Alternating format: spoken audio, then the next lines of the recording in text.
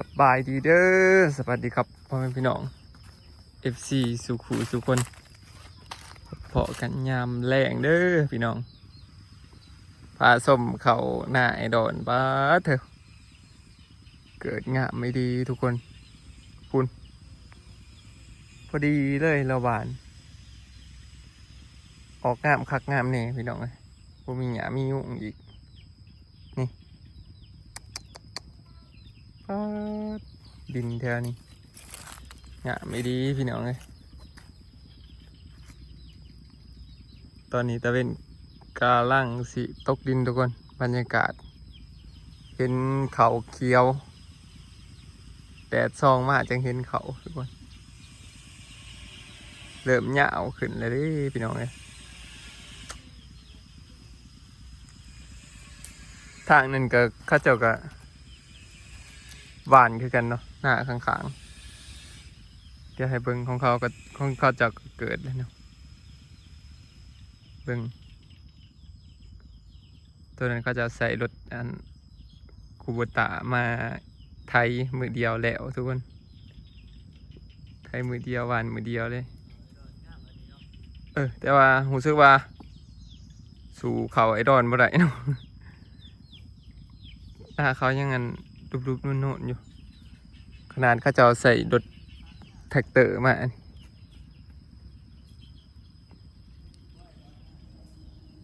นี่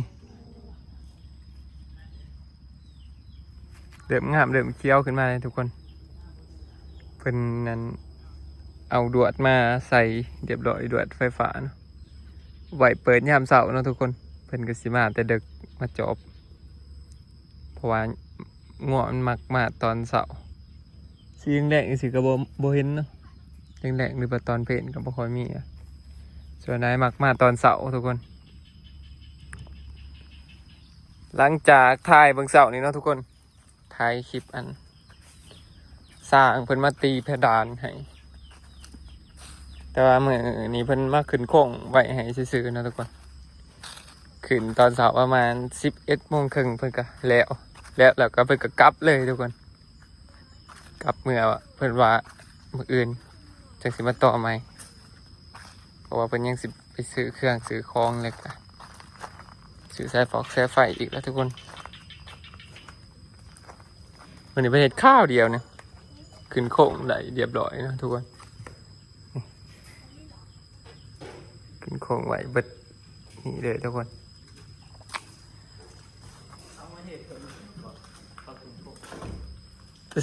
ประมาณ2 ชั่วโมงกันแล้วนี่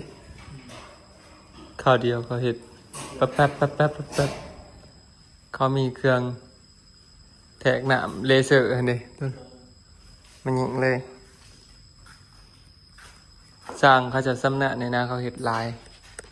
เฮ็ดมาลายหลังคานะทุกคนนี่ขางนี่ก็เฮ็ดเบิดทุกคนส่วนปองน้ำนี่เป็นว่าเป็นสีย้อนปิดให้นะทุกคน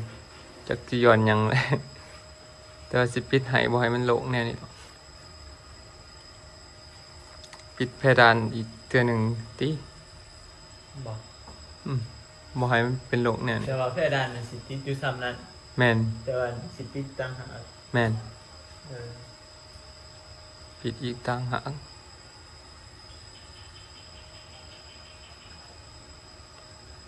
จริงเขาไปเขาก่อนถึงไปเลยเขากระสีอย่างนี้นะเขาจะมีหมากสายไฟเลยเนาะตอนตะกี้มันเกี่ยวกันกว่านี้ได้ แต่ไอดอนเห็นเป็นเทิงสร้างไฟเทิงสร้างเพดานทุกคนแล้วเพื่อสิใหญ่ไฟมาขายเราแลนให้เบิดด้วยแหละระบบไฟให้เพิ่นผู้สำนาญบ่ได้ทุกคนเฮ็ดให้แลนให้เบิดจบเลยในสร้างเดียวแล้วเพดานก็คือระบบไฟก็คือแล้วเลยทุกคนจะติดอันเอียงเขาเอิ้นเซฟตี้คัทบ่เวลาไฟตัดไฟหยังฝาเหลื่อมฝาห้องมันก็สิตัดให้ทุกคนแต่ว่ามันสอดคนมันก็ตัดนะ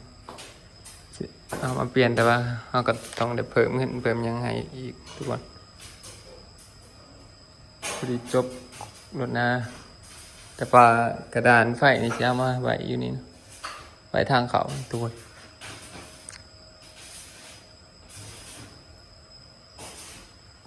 ตอนนี้อีพอเป็นก็ออกมา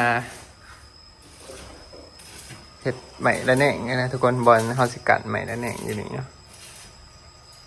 มันกำลังเห็ด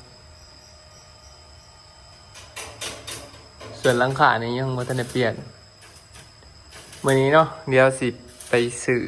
กระเบื้องมาไว้ก่อนทุกคนสาวแผ่นพ่ออยู่บ่พ่ออยู่เนาะเอาซ้ำสาวแผ่นกันทุกคนเอาอยู่ว่าแต่เคาะมันว่าบ่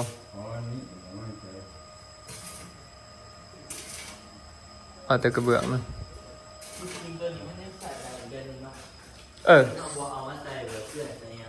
เอาไปใส่เห็ด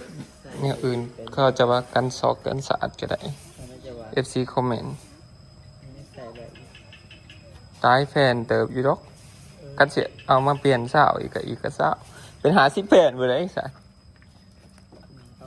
ตัวมันสีเดือนี่ทุกคนกระเบื้องเฮา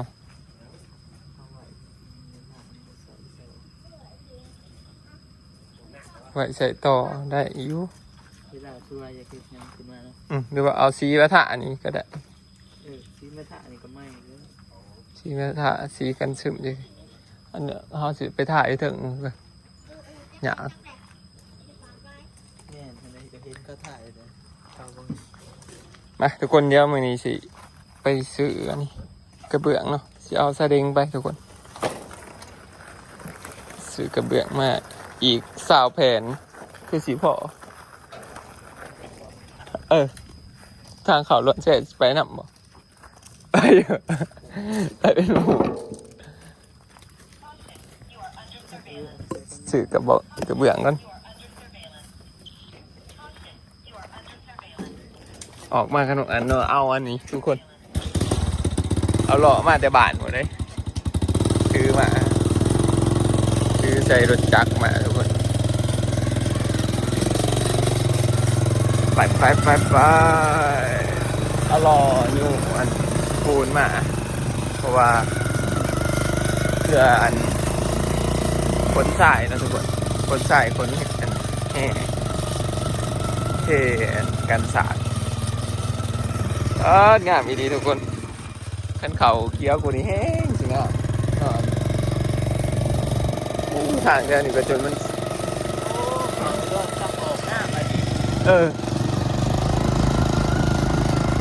ออกงามดีขนาดเป็นน้ำดินเนาะดินแค่นี้มันงามเนี่ย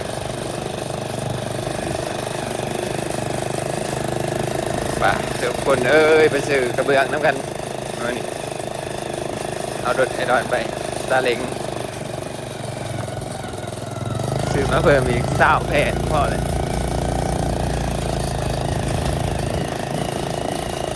บนทางใหม่เขาก็เริ่ม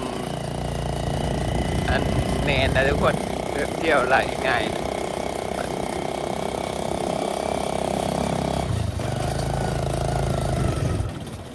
เที่ยวนี้ซุ่มเลยเนาะเที่ยวนี้เนาะ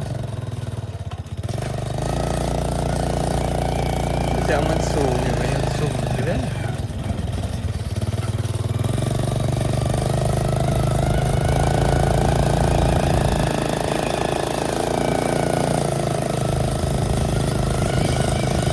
มาหอดแล้วทุกคนบอลสื่อกระเบื้องถือว่าอันหนึ่ง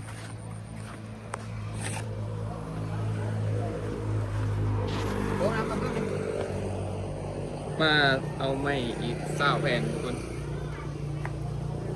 20 แผ่นกับถึกอยู่ประมาณ960,000นะ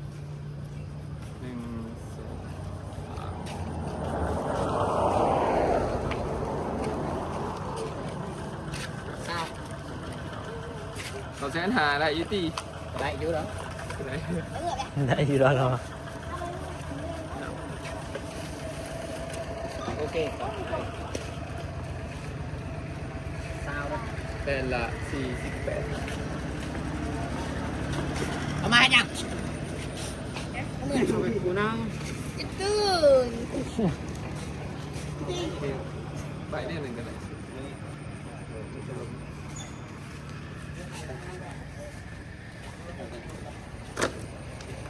โอ้สาวแฟนนักเติบได้นี่ ด้วย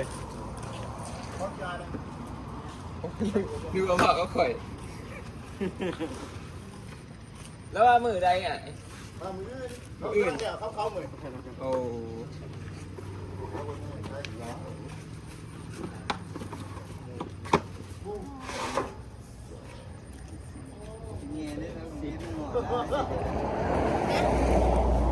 ยังไงในเวรประตูบอกว่าจะมีมือแต่ว่าอันนี้ไม่เทียบ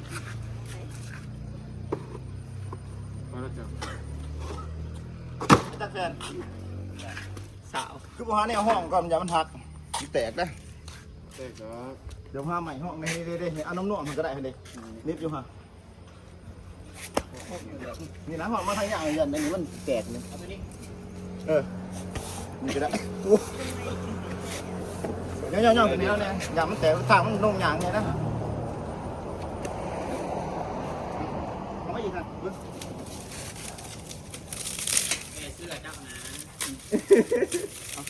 แต่มือยังไม่ส่งกระดาษอื่น ไม่ได้ห้องไม่ได้มา เติบละ เชื่อกันในห้องมันนี้เห็นบ่กันกลัวแกมาเที่ยวของเจ้าฮะ มีเขามาใส่มาไปเรียกง่ายไง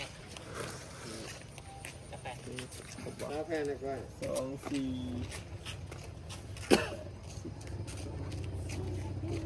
สาวโอเคแม่ จ้ะ เขามีเบอร์เราบ่สักพอสิ บ่ดังเรากำลังไม่เอาหนึ่งนี่นะเราพอเขาก็ได้ออกไม่ ไปแล้วพี่น้องเอาขืนพอดีนักเติบไปเดี๋ยวเฮาเมื่อก่อนมัน เขาเปิดใส่อีก บ่ปิดด้วยปิดเพื่อ ตอนนี้ก็บรรยากาศสองแดงทุกคนเอาไปซื้อกระเบื้องมาเลยสาวแพนแต่ว่าอาจจะบริติดมือนี้เลยทุกคนน่าจะมืออื่นบ่มืออื่นกับมือหือทุกคน แต่ว่าสร้างตีฝาเพดานเขาเจ้ากระมามืออื่นเขาเจ้ากระมาคือกันเนาะทุกคน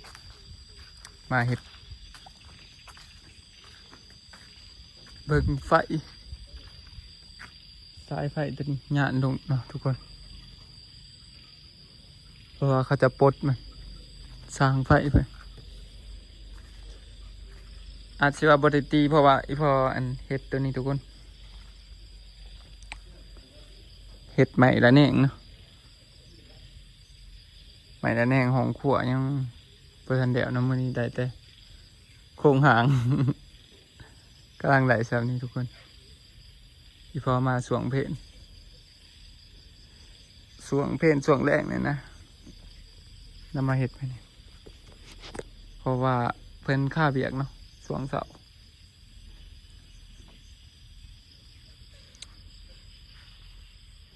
เมื่อนี้ก็เมื่อนอนบ้านที่เก่าเนาะพี่น้องเมื่อนอนบ้านที่เก่าบ่ได้นอนหน้าฟังเบิ่งอีกมืออื่นบางทีก็สิมานอนหน้ามืออื่นเดี๋ยวถ่ายบรรยากาศสวงแดงให้เบิ่งทุกคนก่อนกลับเจ้าไหนก็กลับแหละมามันนี้ก็บริเวณยังเนาะเพราะว่าทาสีแต่ข้างใน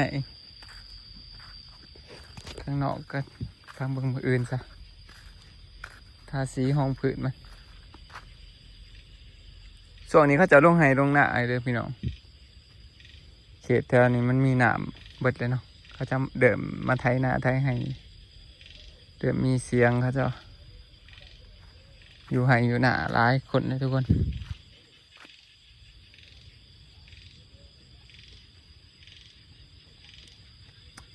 ไปเดี๋ยววันนี้ขอโตวจบคลิปไปเพียงสำหรับนี้ก็เด้อพ่อแม่พี่น้องเลย มื้อนี้เอาไว้ซ้ำนี้ซะ